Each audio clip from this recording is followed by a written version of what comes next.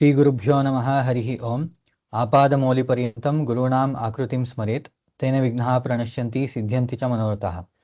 ಹರೇ ಶ್ರೀನಿವಾಸ. ಎಲ್ಲರಿಗೂ ಪವನ ವಿಜೇತೆ ಸಂವಾದ ಕಾರ್ಯಕ್ರಮಕ್ಕೆ ಸ್ವಾಗತ. ನೀವೀಗಾಗಲೇ ನಮ್ಮ ಹಿಂದಿನ ವಿಡಿಯೋಗಳನ್ನು ನೋಡಿ ತುಂಬ ಹೊಸ ವಿಷಯಗಳೆಲ್ಲ ತಿಳ್ಕೊತಿದ್ದೀರಾ ಅಂತ ಭಾವಿಸ್ತೀವಿ. ಮತ್ತು ನಾವು ಇದೇ ರೀತಿ ಭಾರತ ಪುರಾಣಗಳು ಮತ್ತು ಮಧ್ವಶಾಸ್ತ್ರದ ವಿಚಾರಗಳನ್ನ ಇಲ್ಲಿ ಚರ್ಚೆ ಮಾಡ್ತೀವಿ. ಮತ್ತು ದಿನನಿತ್ಯಕ್ಕೆ ಅನುಸಂಧಾನಕ್ಕೆ ಸಹಾಯವಾಗುವಂಥ ವಿಷಯಗಳು ತುಂಬ ತಿಳ್ಕೊಳಕ್ಕೆ ಸಿಗುತ್ತೆ. ನಮಸ್ಕಾರ ಗುರುಗಳೇ. ಜೈ ಶ್ರೀರಾಮ್. ಗುರುಗಳೇ, ಹಿಂದಿನ ಸಂಚಿಕೆಯಲ್ಲಿ ನೀವು ಯುಗಾದಿ ಬಗ್ಗೆ ಮತ್ತು ನಮ್ಮ ಆಚರಣೆಗಳ ಬಗ್ಗೆ, ಹೇಗೆ ಹಿಂದಿನವರು ಯಾವುದು ಗಡಿಯಾರ ಪಂಚಾಂಗ ಏನು ನೋಡ್ದೇನೆ ಎಲ್ಲ ಪಂಚಾಂಗಗಳು ಅಥವಾ ಸಮಯ ಎಲ್ಲ ಹೇಳೋರು, ಈ ವಿಚಾರಗಳ ಬಗ್ಗೆ ತಿಳಿಸ್ಕೊಟ್ರಿ. ಮತ್ತು ಅದೇ ರೀತಿ ಶಿಂಶುಮಾರ ಸ್ತೋತ್ರ, ಸತ್ಯಪರಾಕ್ರಮ ತೀರ್ಥರು ದಯಪಾಲಿಸಿರೋ ಸ್ತೋತ್ರ, ಅದ್ರ ಬಗ್ಗೆನೂ ತಿಳಿಸ್ಕೊಟ್ರಿ. ಇವತ್ತು ಯಾವ ವಿಚಾರ ತಿಳಿಸ್ತೀರಾ ಗುರುಗಳೇ? ಶ್ರೀ ಗುರುಭ್ಯೋ ನಮಃ. ಹರಿ ಓಂ. ಶ್ರೀರಾಮ ರಾಮ ರಾಮೇತಿ ರಮೇ ರಾಮೇ ಮನೋರಮೆ ಸಹಸ್ರನಾಮ ತತ್ತುಲ್ಯಂ ರಾಮನಾಮ ವರಾನನೆ ಮನೋಜವಂ ಮಾರುತ ತುಲ್ಯ ವೇಗಂ ಜಿತೇಂದ್ರಿಯಂ ಬುದ್ಧಿಮತಾಂ ವರಿಷ್ಠಂ ವಾತಾತ್ಮಜಂ ವಾನರಯೂಥ ಮುಖ್ಯಂ ಶ್ರೀರಾಮದೂತಂ ಶಿರಸಾ ನಮಾಮಿ. ಪೂಜ್ಯಾಯ ರಾಘವೇಂದ್ರಾಯ ಸತ್ಯಧರ್ಮರತಾಯ ಚ ಭಜತಾಂ ಕಲ್ಪವೃಕ್ಷಾಯ ನಮತಾಂ ಕಾಮಧೇನು.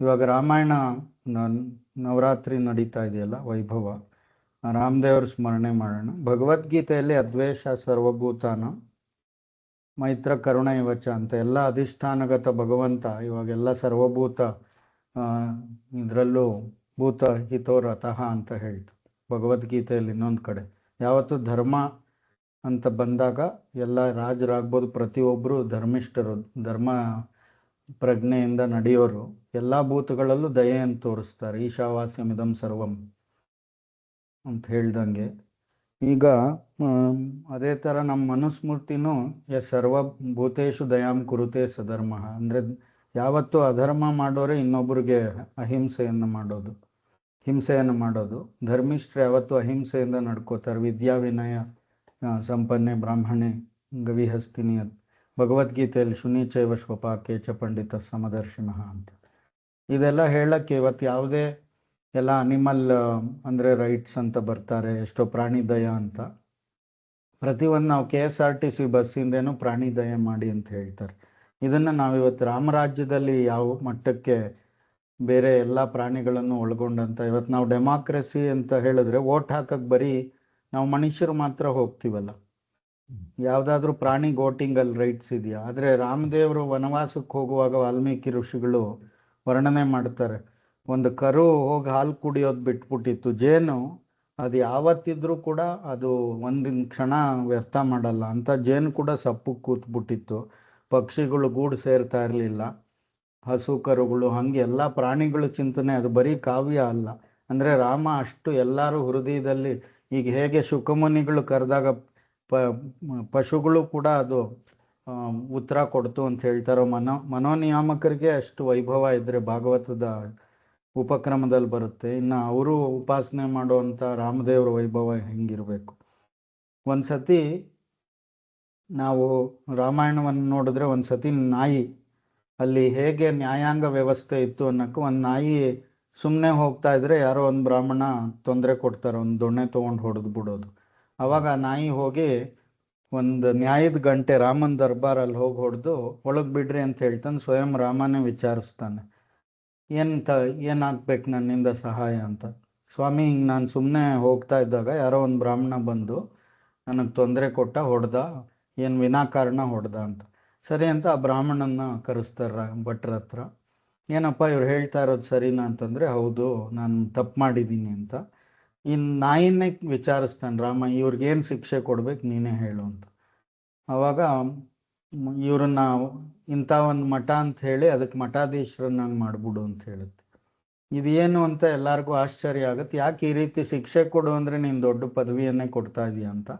ಇಲ್ಲ, ಹಿಂದಿನ ಜನ್ಮದಲ್ಲಿ ನಾನು ಅದೇ ಆಗಿದ್ದೆ. ಅವಾಗ ಅಹಂಕಾರ, ದರ್ಪ ಮತ್ತು ಎಲ್ಲ ಪದವಿಯನ್ನು ದುರುಪಯೋಗ ಮಾಡಿಕೊಂಡು ಇಂಥ ಹೀನ ಯೋನಿಯಲ್ಲಿ ಹುಟ್ಟಿದ್ದೀನಿ, ನೀಚ ಯೋನಿಯಲ್ಲಿ. ಅದಕ್ಕೆ ಅವ್ರಿಗೂ ಅದೇ. ಯಾಕಂದರೆ ಅಷ್ಟು ವಿದ್ಯಾ ಆಮೇಲೆ ತಪೋ ವಿದ್ಯಾ ವಿರಕ್ತ್ಯಾದಿ ಅಂತ ವಾದಿರಾಜರ ವಿಚಾರದಲ್ಲಿ ಹೇಳ್ತೀವಿ. ಅಷ್ಟು ವೈರಾಗ್ಯ ಇದ್ದವ್ರಿಗೆ ಮಾತ್ರನೇ ಅದು ಉತ್ತಮ ಫಲದಾಯಕ ಆಗುತ್ತೆ. ಇಲ್ಲದಿದ್ರೆ ಅದು ತುಂಬ ಬೆಂಕಿ ಇದ್ದಂಗೆ ಪೀಠ.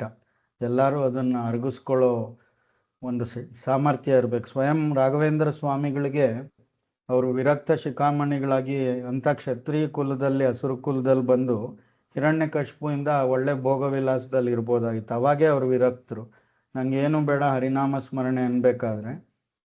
ಇನ್ನು ಬ್ರಾಹ್ಮಣ ಕುಲದಲ್ಲಿ ತಿಮ್ಮಣ್ಣ ಭಟ್ರು, ಕನಕಾಚಲ ಭಟ್ರು ಇಂಥ ಪಂಡಿತ ವಂಶದಲ್ಲಿ ಹುಟ್ಟಿದಾಗ ಇನ್ನು ಅವರು ವೈರಾಗ್ಯ ಹೇಳಬೇಕು. ಆದರೂ ಅವ್ರು ಲೋಕ ಶಿಕ್ಷಣಕ್ಕೆ ಸುಧೀಂದ್ರ ತೀರ್ಥರ ಹತ್ರ ಏನು ಹೇಳಿದ್ರು, ನಂಗೆ ಇನ್ನೂ ವಿದ್ಯಾ ಸಾಲದು, ವೈರಾಗ್ಯ ಸಾಲದು ಇಂಥ ಪೀಠಕ್ಕೆ ಅಂತ. ಅಂದರೆ ಅವ್ರ ಲೋಕ ಶಿಕ್ಷಣಕ್ಕೆ, ಅಂದರೆ ರಾಮದೇವರ ಅವರು ಒಂದು ಪ್ರತಿಮೆ ಅವ್ರ ಭಕ್ತರೇ ಈ ರೀತಿ ಲೋಕಕ್ಕೆ ಶಿಕ್ಷಣ ಮಾಡ್ತಾರೆ. ಇದೇ ಥರ ಅವಾಗ ಹೇಳಿದಾಗ ಅವರು ನಾನು ದುರುಪಯೋಗ ಪಟ್ಟು ಹಿಂಗೆ ಬಂದು ಇವನಿಗೂ ಇದೇ ನಂತರನೇ ಆಗಲಿ ಅಂತ ಹೇಳುತ್ತೆ ನಾಯಿ. ಆಯಿತು ಅಂತ ಅವ್ರನ್ನ ಮಠಾಧೀಶರನ್ನಾಗಿ ಪಟ್ಟಾಭಿಷೇಕ ಮಾಡಿಸ್ತಾನೆ ರಾಮ.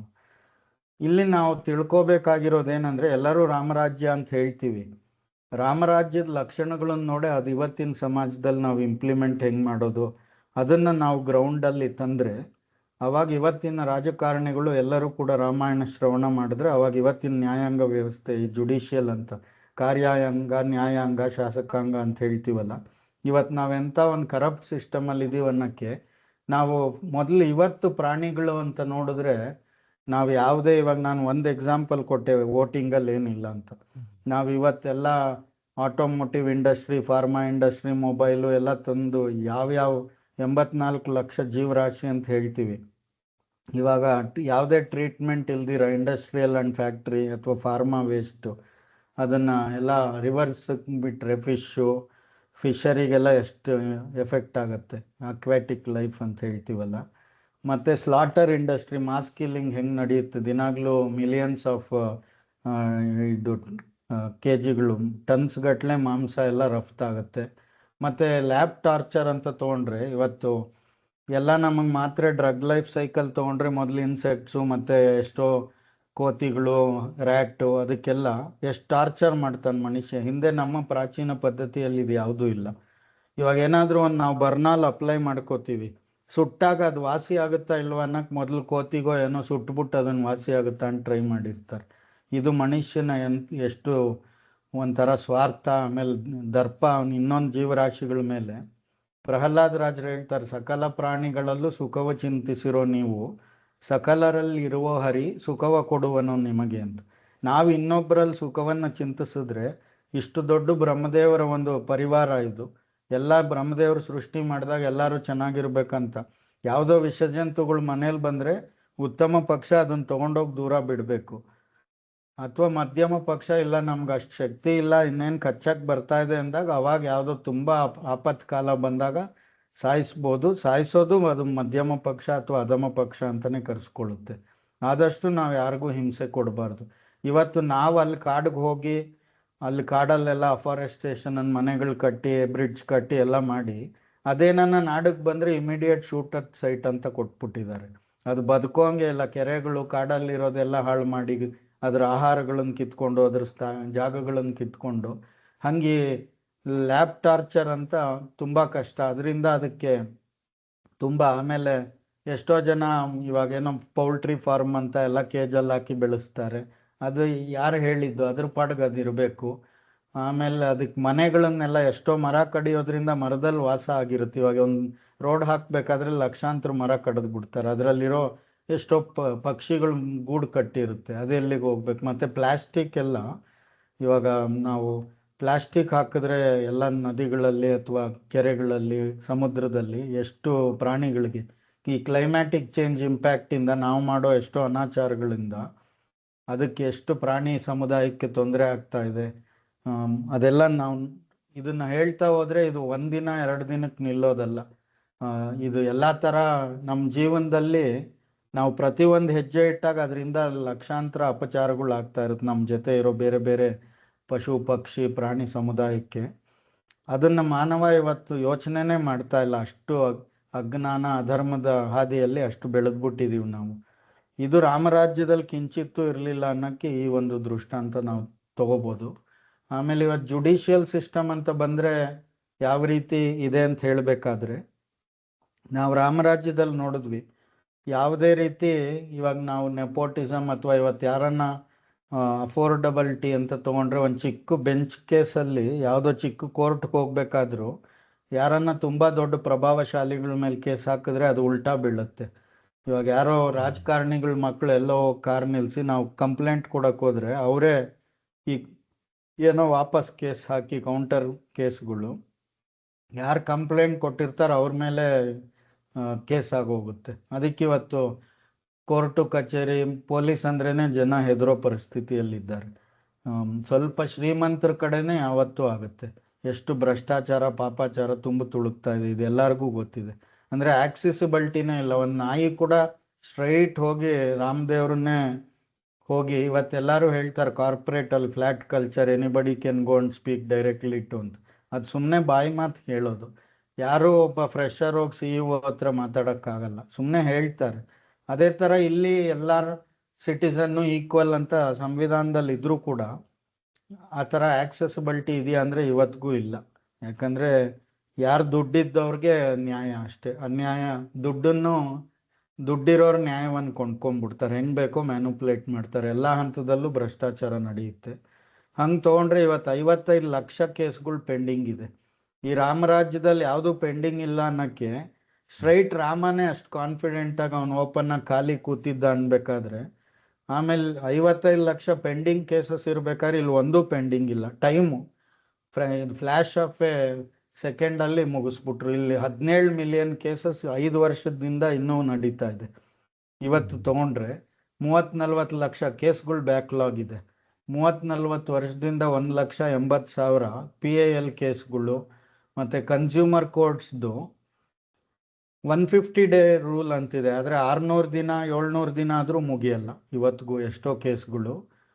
ಆಮೇಲೆ ಕನ್ಸ್ಯೂಮರ್ ಕೇಸಸ್ ಅಂತ ನಾವು ಪ್ರತಿನಿತ್ಯ ಏನೇನು ಬೈಯಿಂಗು ಸೆಲ್ಲಿಂಗ್ ಅದ್ರದ್ದು ಕೂಡ 5 ಮಂತ್ ಲೀಗಲ್ ಟೈಮ್ ಇದೆ, ಆದರೆ ಅದು ಯಾರು ಡೆಡ್ಲೈನು ಎಲ್ಲ ಡಿಸ್ಪ್ಯೂಟ್ಸ್ಗಳು ಅನ್ರಿಸಾಲ್ವ್ಡ್ ಇದೆ ಇವತ್ತಿಗೂ 35%.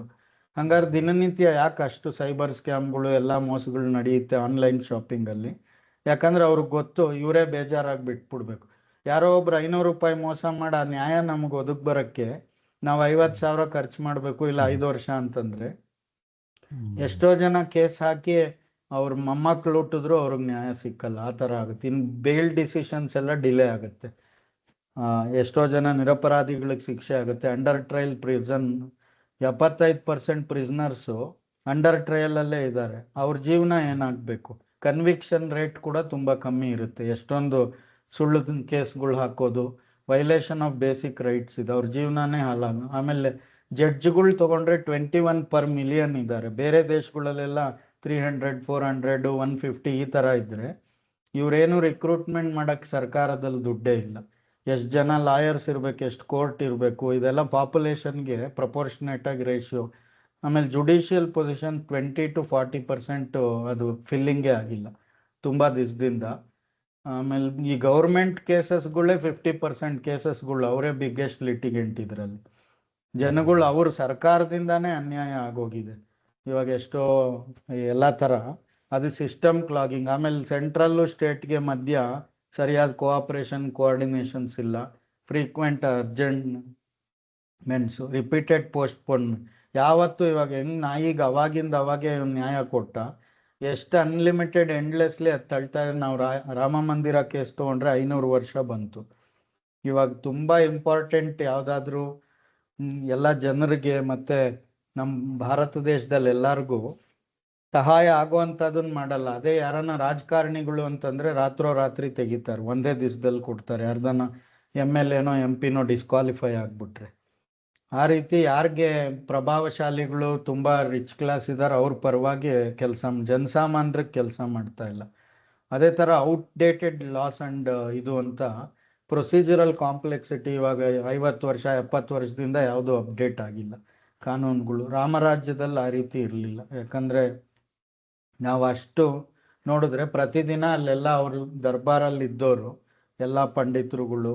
ಇವತ್ತು ನಾವು ಮೆರಿಟೋರಿಯಲ್ ಗ್ರೇಡ್ ಅಂತೇನು ಹೇಳ್ತೀವಿ, ಅದು ಯಾರಿಗೆ ಸೂಕ್ತರಿಗೆ ಇವತ್ತೆಲ್ಲ ಕ್ವಶನ್ ಪೇಪರ್ ಲೀಕ್ ಆಗೋದು ನೋಡ್ತಾ ಇದೀವಿ ನಾವು, IPSC ಇದರಲ್ಲಿ IAS. ಅವಾಗ ಯಾವ ರೀತಿ ಕಷ್ಟಪಟ್ಟವ್ರಿಗೆ ಏನೂ ಸಿಕ್ಕಲ್ಲ. ಆಮೇಲೆ ಜಾತಿ ಮತ ಇದರಲ್ಲೆಲ್ಲ ತುಂಬ ಭಿನ್ನಾಭಿಪ್ರಾಯಗಳು ಬಂದು ಇವತ್ತೆಲ್ಲ ಹೊರದೇಶಕ್ಕೆ ತುಂಬ ಒಳ್ಳೆ ಬುದ್ಧಿವಂತರೆಲ್ಲ ಹೊರದೇಶಕ್ಕೆ ಕೊಟ್ಟೋಗ್ತಾ ಇದ್ದಾರೆ. ಈ ಬ್ರೈನ್ ಡ್ರೈನ್ ಅನ್ನೋ ಸಮಸ್ಯೆ ಕೂಡ ತುಂಬ ಕಾಡುತ್ತೆ. ಮತ್ತೆ ಇನ್ಫ್ರಾಸ್ಟ್ರಕ್ಚರ್ ತೊಗೊಂಡ್ರು ಎಷ್ಟೋ ಚಿಕ್ಕ ಚಿಕ್ಕ ಹಳ್ಳಿಗಳಲ್ಲೂ ಕೋರ್ಟ್ ಇಲ್ಲ, ಡಿಸ್ಟ್ರಿಕ್ಟು. ಅವರು ಬಂದು ಬಡವರು ಪಾಪ ಎಲ್ಲೋ ಹತ್ರದ ಡಿಸ್ಟ್ರಿಕ್ಟು ತಾಲೂಕಿಗೋ ಬರ್ಬೇಕಾದ್ರೆ ಅವ್ರಿಗೂ ಸಮಸ್ಯೆ ಇರುತ್ತೆ. ಅಂದರೆ ಬಡವ್ರಿಗೆ ಇವತ್ತು ನ್ಯಾಯ ಇಲ್ಲ, ಆ ಥರ ಆಗಿದೆ. ಆಮೇಲೆ ಕೇಸ್ ಮ್ಯಾನೇಜ್ಮೆಂಟ್ ಒಂದು ಟೈಮ್ ಲೈನ್ ಇಲ್ಲ, ಡೆಡ್ ಲೈನ್ ಇಲ್ಲ, ಕರಪ್ಷನ್ಸು ಈ ಥರ. ಅಂದರೆ ಇನ್ಫ್ಲೂಯೆನ್ಸ್ ಇರ್ಬೋದು, ಅಥವಾ ಲಂಚ ಕೊಟ್ಟರೆ, ಅಥವಾ ಯಾರನ್ನ ದೊಡ್ಡವ್ರ ಮಗ ಆಗಿದ್ರೆ ಅವ್ರು ಪ್ರಶ್ನಾತೀತರಾಗ್ಬಿಡ್ತಾರೆ. ಇಲ್ಲಿ ಬ್ರಾಹ್ಮಣ ಎಲ್ಲಿ ಸ್ಥಾನಮಾನದಲ್ಲಿ ತೊಗೊಂಡ್ರೆ ಪೂಜ್ಯ, ನಾಯಿ ಒಂದು ನಿಕೃಷ್ಟ ಜಾತಿ. ಒಂದು ಬೀದಿ ನಾಯಿಗೆ ಸಮಕ್ಕೆ ಬ್ರಾಹ್ಮಣನ್ ಕಟ್ಕಟೆಯಲ್ಲಿ ನಿಲ್ಸಿದ್ ರಾಮದೇವರು. ಆದರೆ ಇವತ್ತು ಯಾರೋ ದೊಡ್ಡ ಫಿಲಿಮ್ ಅವ್ರ ಮಗನೋ ಅಥವಾ ದೊಡ್ಡ ರಾಜಕಾರಣಿ ಮಗ ಆದರೆ ಅವ್ರ ಬಗ್ಗೆ ನೀನು ಯಾಕೆ ಕೇಸ್ ಹಾಕ್ತೀಯ ಅಂತ ನಮಗೆ ಕೇಳ್ತಾರೆ. ಈ ಥರ ನಾವು ನೋಡ್ತಾ ಹೋದರೆ ಇವತ್ತು ರಾಮರಾಜ್ಯ ಯಾವ ಹಂತದಲ್ಲಿ ಇತ್ತು ಅನ್ನೋದನ್ನ ನಾವು ಗಮನಿಸ್ಬೋದು. ಈ ಥರ ಇದು ಒಂದು ಚಿಕ್ಕ ದೃಷ್ಟಾಂತ. ಈ ಥರ ನಾವು ರಾಮಾಯಣದ ಉದ್ದಗಲಕ್ಕೂ ನೋಡಿದ್ರೆ ರಾಮರಾಜ್ಯದಲ್ಲಿ ಯಾವ ರೀತಿ ವೈಭವ ಆಯಿತು, ಅಂದರೆ ಪ್ರಜೆಗಳೆಲ್ಲ ಎಷ್ಟು ಆನಂದದಿಂದ ಇದ್ರು, ಸುಖದಿಂದ ಇದ್ರು ಅನ್ನೋಕ್ಕೆ ಪ್ರತಿಯೊಂದು ಸರ್ವತೋಮುಖ. ಅಂದರೆ ಅವನು ವಿಷ್ಣು ಸಹಸ್ರನಾಮದ ವೆಂಕಟರಮಣ ಅಂದಂಗೆ ಅವನ ಅನಂತ ಗುಣ ಪರಿಪೂರ್ಣ ಬಂದು ಸಿಂಹಾಸನವನ್ನು ಅಲಂಕರಿಸಿ ಅವನ ಒಂದು ರಾಜ್ಯದ ವೈಭವ ಹೆಂಗಿರುತ್ತೆ. ನಾವು ಮಾಂದಾತ, ನಹುಷೋ, ಅಂಬರೀಷ, ಸಗರೋ ಇವರೆಲ್ಲ ಮಂಗಳಾಷ್ಟಕಾಲ ಅವ್ರನ್ನ ದಿನ ಪ್ರತಿನಿತ್ಯ ಸ್ಮರಣೆ ಮಾಡ್ತೀವಿ. ಅವರು ರಾಮದೇವರ ಅವರ ರಾಜ್ಯಭಾರವನ್ನು ನೋಡಿ ಅವರು ಪ್ರಭಾವಿತರಾಗಿ ಅದನ್ನು ಅನುಷ್ಠಾನ ಯಥಾಯೋಗ್ಯ ಮಾಡಿ ಇವತ್ತಿಗೂ ಪ್ರಾತಸ್ಮರಣೀಯರಾಗಿದ್ದಾರೆ. ಅಂಥ ರಾಮರಾಜ್ಯದ ಸ್ಮರಣೆಯನ್ನು ಮಾಡಿ ಇವತ್ತಿನ ನಾವು ಕೂಡ ಎಲ್ಲ ಪ್ರಜೆಗಳಿಗೆ ಮತ್ತು ಅದರಲ್ಲೂ ವಿಶೇಷವಾಗಿ ರಾಜಕಾರಣಿಗಳಿಗೆ ಇದ್ರ ಜ್ಞಾನ ಬಂದರೆ ಇವತ್ತು ಕೂಡ ನ್ಯಾಯಾಂಗ ವ್ಯವಸ್ಥೆ ಸುಧಾರಣೆ ಆಗುತ್ತೆ. ಹಾಗಾಗಿ ನಾವೆಲ್ಲರೂ ಕೂಡ ಈ ರಾಮರಾಜ್ಯದ ವೈಭವವನ್ನು ಎಲ್ಲ ಕಡೆ ನಾವು ಪ್ರತಿನಿತ್ಯ ಅನುಸಂಧಾನಕ್ಕೆ ತಂದ್ಕೊಂಡು ಇದನ್ನು ನಾವು ಯಥಾಶಕ್ತಿ ಎಲ್ಲ ಕಡೆ ಜನರಿಗೆ ಮುಟ್ಟಿಸುವಂಥ ಪ್ರಯತ್ನ ಮಾಡಬೇಕು. ಇದು ಇನ್ನು ರಾಮರಾಜ್ಯದ ವರ್ಣನೆ ಕೇಳ್ತಾ ಇದ್ರೆ ಇನ್ನು ಕೇಳ್ತಾನೆ ಇರಬೇಕು ಅನ್ಸುತ್ತೆ ಗುರುಗಳೇ. ಮತ್ತೆ ಅದೇ ನಾವು ಆ ದಿಕ್ಕಿನಲ್ಲಿ ಆದಷ್ಟು ಬೇಗ ಸಾಗೋ ಪ್ರಯತ್ನ ಪಡಬೇಕು. ನೀವು ಹೇಳ್ದಂಗೆ ರಾಜಕಾರಣಿಗಳಿಗೆ ನಮ್ಮ ರಾಮಾಯಣ ಮಹಾಭಾರತದ ಕಥೆಗಳನ್ನ ತಿಳಿಸಿ ಅವ್ರಿಗೂ ಈ ಧರ್ಮ ಮಾರ್ಗದಲ್ಲಿ ತರೋ ಹಾಗೆ ನಾವು ಅಂಥವ್ರನ್ನೂ ತರಬೇಕು ನಮ್ಮ ಇದಕ್ಕೆ, ಶಾಸನಕ್ಕೆ. ತುಂಬಾ ಚೆನ್ನಾಗಿ ತಿಳಿಸ್ಕೊಟ್ರಿ. ಈಗ ಈ ಡಿಲೇಸ್ ಅಂತಂದ್ರೆ ಸಾಮಾನ್ಯ ಡಿಲೇಸ್ ಅಲ್ಲಿ ನಮ್ಗೆ ಜನಸಾಮಾನ್ಯರಿಗೆ ಏಟ್ ಬೀಳುತ್ತೆ. ಆದ್ರೆ ಎಂತೆಂಥ ಟೆರರಿಸ್ಟ್ಗಳು, ಅದು ಕಸಬ್ ಅಂತವ್ರನ್ನು ನಾವು ವರ್ಷಾನುಗಟ್ಲೆ ಇಟ್ಕೊಳ್ಳೋದು, ಇದು ನ್ಯಾಷನಲ್ ಸೆಕ್ಯೂರಿಟಿಗೆ ಥ್ರೆಟ್. ನಾವು ಧರ್ಮ ಅಂತ ಬಂದಾಗ ಅಥವಾ ನ್ಯಾಷನಲ್ ಸೆಕ್ಯೂರಿಟಿ ಅಂತ ಬಂದಾಗೂ ಹಾಗೆ ಮಾಡ್ತಾರೆ. ಅದಕ್ಕೆ 2026 ಅಲ್ಲಿ ಇತ್ತೀಚೆಗೆ ಸುಪ್ರೀಂ ಕೋರ್ಟ್ ಜಡ್ಜೇ ಹೇಳಿದ್ರು, ಜುಡಿಷಿಯಲ್ ರಿಫಾರ್ಮ್ ಕಮಿಷನ್ ಒಂದು ಫಾರ್ಮ್ ಮಾಡಿ ತುಂಬ ನಾವು ಈ ಸಿಸ್ಟಮ್ಯಾಟಿಕ್ ಫೇಲ್ಯೂರು ಹೌದು ಇದು ಅಂತ ಅಕ್ನಾಲೆಡ್ಜ್ ಮಾಡ್ಕೊಂಡಿದ್ದಾರೆ. ಎಲ್ಲ ವಿಧದಲ್ಲೂ ರಜೆಗಳು ಹಾಕೋದು 100-150 ಇರೋದೇ ಕಮ್ಮಿ, ಅದರಲ್ಲೂ ರಜೆಗಳು ಈ ಬ್ಯಾಕ್ಲಾಗ್ಸೇ ಇನ್ಕ್ರೀಸ್ ಆಗ್ತಾ ಇದೆ. ಯಾವ ವಿಧವಾಗೂ ಇದು ಸರಿ ಇಲ್ಲ ಅಂತ ಹೇಳಿದ್ದಾರೆ. ಹಾಗಾಗಿ ನಾವು ಇದನ್ನು ಪ್ರತಿಯೊಬ್ಬರಿಗೂ ನಮ್ಮ ವೇದ ಪುರಾಣಗಳು ರಾಮಾಯಣಾದಿಗಳು ಯಾವ ರೀತಿ ತಿಳಿಸ್ತಾ ಇದೆ ಅದನ್ನು ಆದಷ್ಟು ಕೂಡ ಪ್ರಜೆಗಳಲ್ಲಿ ಅರಿವು ಮೂಡಿಸಿದ್ರೆ, ಇದು ಪ್ರಜಾಪ್ರಭುತ್ವ ಆದ್ರಿಂದ ಪ್ರಜೆಗಳಿಗೆ ಈ ಒಂದು ರಾಮಾಯಣದ ಅರಿವು ಬಂದರೆ ಅದು ಮತ್ತೆ ಗೌರ್ಮೆಂಟಲ್ಲಿ ಪ್ರತಿಬಿಂಬಿಸುತ್ತೆ. ಮತ್ತೆ ಅದೇ ರೀತಿ ನೀವು ಪ್ರಾಣಿ ದಯೆ ಬಗ್ಗೆನೂ ಹೇಳಿದ್ರಿ. ಈಗ ನಾವು ಹೇಗೆ ಟ್ರೀಟ್ ಮಾಡ್ತೀವಿ ಪ್ರಾಣಿಗಳನ್ನ, ಅದು ಅಂದರೆ ರಾಮರಾಜ್ಯದಲ್ಲಿ ಹೇಗಿತ್ತು ಅಜಗಜಾಂತರ ತುಂಬ ವ್ಯತ್ಯಾಸ ಇದೆ. ಅದಕ್ಕೆ ಅನ್ಸುತ್ತೆ ಬಹುಶಃ ಸುಮಧ್ವಿಜಯದಲ್ಲಿ ನರಾಮ ರಾಜ್ಯ ಅಸುಲಭಂನ ಕಿಂಚಿತ್ ಅಂತ ಹೇಳ್ತಾರಲ್ಲ, ಯಾರಿಗೂ ಏನೂ ತೊಂದರೆ ಆಗ್ತಿರ್ಲಿಲ್ಲ, ಎಲ್ಲರೂ ಕ್ಷೇಮವಾಗಿದ್ರು ಅಂತ. ತುಂಬ ಚೆನ್ನಾಗಿ ತಿಳಿಸ್ಕೊಟ್ರಿ ಗುರುಗಳೇ, ಒಳ್ಳೆಯ ವಿಷಯಗಳು. ಇದೇ ರೀತಿ ಮುಂದಿನ ಸಂಚಿಕೆಗಳಲ್ಲೂ ಬಂದು ನಮಗೆ ಜ್ಞಾನಾರ್ಜನೆ ಮಾಡಬೇಕು ಅಂತ ಕೇಳ್ಕೊತಾ ಇದೀವಿ. ನಮಸ್ಕಾರ, ಧನ್ಯವಾದಗಳು. ಜೈ ಶ್ರೀರಾಮ್. ಶ್ರೀಕೃಷ್ಣ ಅರ್ಪಣಮಸ್ತು.